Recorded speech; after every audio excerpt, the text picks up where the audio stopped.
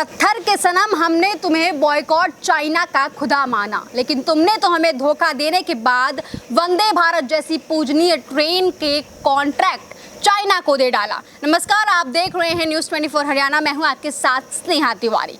बात कुछ ऐसी है कि हमारे भारत ने पूरे भारत को छोड़कर, पूरी दुनिया को छोड़कर चाइना को चुन लिया है, जिसे वो लगातार कॉन्ट्रैक्ट दे रहे हैं और लगातार चाइना को सशक्त करने पर विश्वास कर रहे हैं। एक तरफ तो प्रधानमंत्री नरेंद्र मोदी हमारे जेबों से हमारे फ़ोन निकलवा कर हमारे घर में लगे एलईडी टीवी हमसे तुड़वा देते हैं और कहते हैं कि हमें मेड इन चाइना नहीं, मेड इन इंडिया पर यकीन करना है, हमें भारत को आत्मनिर्भर भारत बनाना है। तो दूसरी ही तरफ वही जाकर चाइना जैसे देश को कॉन्ट्रैक्ट दे देते हैं और उन्हें मजबूत करने का जो एक पिलर है वो पूरी तरीके से चाइना पर छोड़ देते हैं।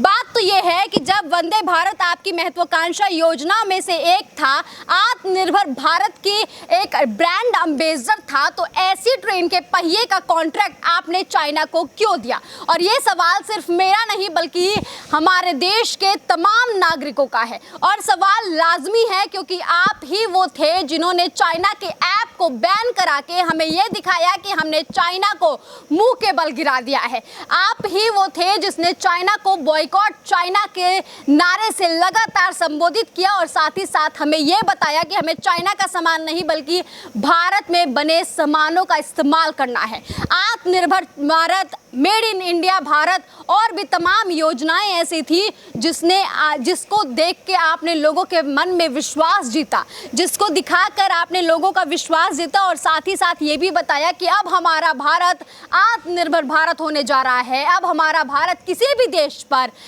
यकीन नहीं करेगा, किसी भी देश पर निर्भर नहीं होगा। तो दूसरी तरफ वही चाइना जो हमारे सीमाओं पर घुस रहा है, वही चाइना जो हमारे जवानों को लगातार मार रहा है, वही चाइना जो पैंगोंग झील के पास पूरा झील बना रहा है, लेकिन आप नेताओं की कोई बोली नहीं निकली, उस पर एक सवाल, एक क्वेश्चन नहीं किया।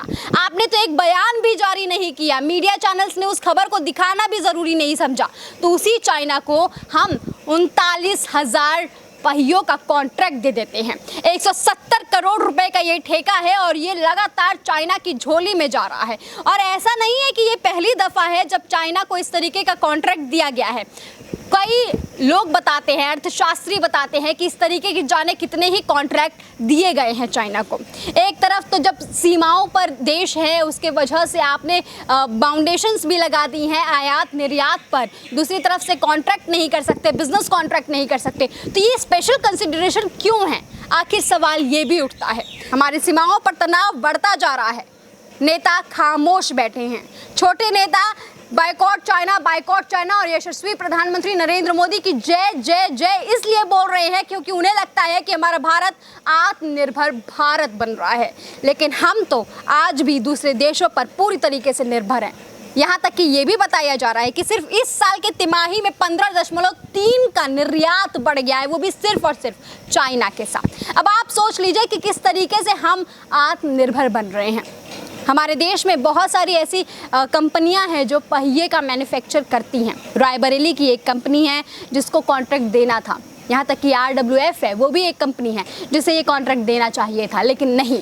सबका कहना है कि वो हमारे कॉन्ट्रैक्ट को पूरा नहीं कर सकती है और पूरा करने के लिए सिर्फ और सिर्फ पूरे ग्लोबल टेंडर था ये, लेकिन सबको छोड़कर सिर्फ और सिर्फ चाइना को चुना गया कि वो आए हमारे वंदे भारत ट्रेन के पहियों का निर्माण करें।